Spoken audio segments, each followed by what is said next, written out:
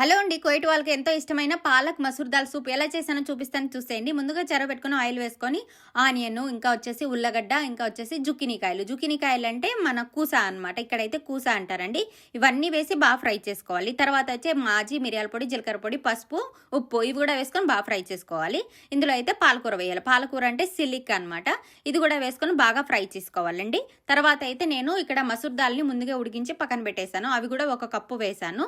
మసూర్ దాల్ అనేటివి మరీ మెత్తగా ఉడికించకూడదు అనమాట. అవి కూడా వేసుకొని బాగా ఫ్రై చేసుకొని ఇందులో కొద్దిగా గోధుమ పిండి కూడా వేసుకొని బాగా ఫ్రై అయిన తర్వాత ఇందులో సరిపడా వాటర్ వేసుకోవాలన్నమాట. మనకు సూప్ అనేది మరీ పతలాగా ఉండకూడదు, అలానే చిక్కగా ఉండకూడదు అనమాట. తర్వాత అయితే అన్నీ ఉడికిన తర్వాత లాస్ట్లో తాలింపు పెట్టాలి. తాలింపు పెట్టడానికి ఆయిల్ వేసేసి ఒక్క ముక్క దంచిన తెల్లగడ్డ, కొత్తిమీర వేసుకొని ఫ్రై చేసుకొని వేసుకోవాలి సూప్లో. ఇందులో ఇంకా దించే ముందు మనము నిమ్మరసం వేసుకొని దించేయాలన్నమాట. మొత్తం కలిపేసి దింపేయాలి. అంతే, simple and tasty palak masoor dal soup ready అయిపోయింది. Thank you.